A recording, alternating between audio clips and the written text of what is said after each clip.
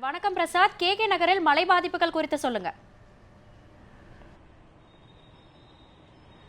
இந்த கே நகர் பகுதியில் எல்லாருக்குமே பிரபலமா இருக்கக்கூடிய ஒரு இடம் பாத்தீங்கன்னா, இங்க அரசு பொது மருத்துவமனை ஒன்று இருக்கு. இஎஸ்ஐ ஹாஸ்பிட்டல், சென்ட்ரல் கவர்மெண்டோட ஹாஸ்பிட்டல்.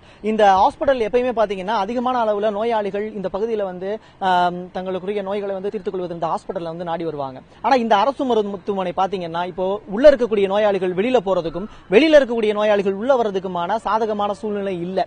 இப்ப பாத்தீங்கன்னா நீங்க சுத்தி இருக்கக்கூடிய காட்சியை பாத்தீங்கன்னா இந்த ஏரியாவே டோட்டலா வந்து மழை நீரால ஃபுல்லா வந்து மூழ்கி இருக்கு. இது வந்து ஒரு அரசு மருத்துவமனை மாதிரியே உங்களுக்கு இப்ப தெரியாது. ஃபுல்லா பாத்தீங்கன்னா இது வந்து ஒரு ஏரி குளம் குட்டை மாதிரி தான் இருக்கு. நீங்க பார்க்கக்கூடிய காட்சி பாத்தீங்கன்னா ஒரு கார் வந்து ஃபுல் அண்ட் ஃபுல் வந்து இந்த அரசு மருத்துவமனைக்குள்ள இருக்கக்கூடிய கார் ஃபுல் அண்ட் ஃபுல் வந்து மூழ்கக்கூடிய சூழ்நிலை இருக்கு.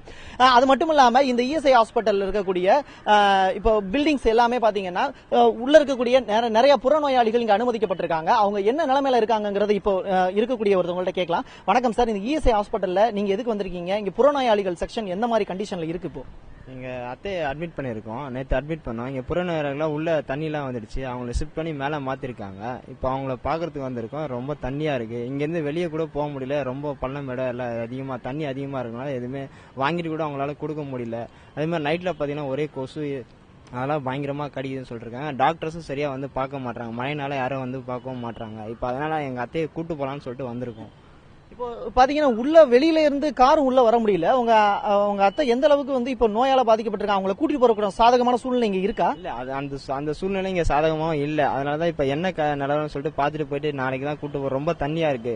உள்ள ஹாஸ்பிட்டல்லே தண்ணி வந்திருக்கு. அதான் நேத்து போன் பண்ணாங்க. ரொம்ப கொசு கடிக்குது, ரொம்ப பிரச்சனையா இருக்கு. டாக்டர்ஸும் வந்து எதுவும் பார்க்க மாட்டேன்னு சொல்லிட்டு சொன்னாங்க. அதனாலதான் வந்து என்னன்னு சொல்லிட்டு பாக்கலாம்னு வந்திருக்கோம் சார். இப்போ இங்க மருத்துவமனையில பாத்தீங்கன்னா ஃபுல் அண்ட் ஃபுல் தண்ணி இருக்கு. இது வந்து நீங்க பார்த்தது காட்சி வந்து வெளியில இருக்கக்கூடிய காட்சி தான். இங்க வந்து அரசு கண்காணிப்பாளர் வந்து அரசு மருத்துவமனை கண்காணிப்பாளர் உமாவை தொடர்பு கொண்டு கேட்டபோது அவங்க சொன்ன விஷயம் என்ன அப்படின்னா, 200 பேர் வந்து சுத்தமா வந்து புறநோயாளிகள் வந்து இங்க பாதிக்கப்பட்டிருக்காங்க. அவங்க எல்லாத்தையுமே வந்து ஃபர்ஸ்ட் ஃப்ளோருக்கு வந்து மாத்தி இருக்கதாவும் தகவல் சொல்லியிருக்காங்க. இப்ப பாத்தீங்கன்னா உள்ள நீங்க பாக்கும்போது ஃபுல் அண்ட் ஃபுல் வந்து தண்ணி நின்றுட்டு இருக்கு. இங்க தண்ணி பாத்தீங்கன்னா ஃபுல் அண்ட் ஃபுல் இந்த ஹாஸ்பிட்டல்ல ஃபுல்லா தேங்கி கிடக்கக்கூடிய சூழல் தான் இருக்கு. யாருமே வந்து உள்ள இருந்து வெளியில போக முடியல, வெளியில இருந்து உள்ள போக முடியல.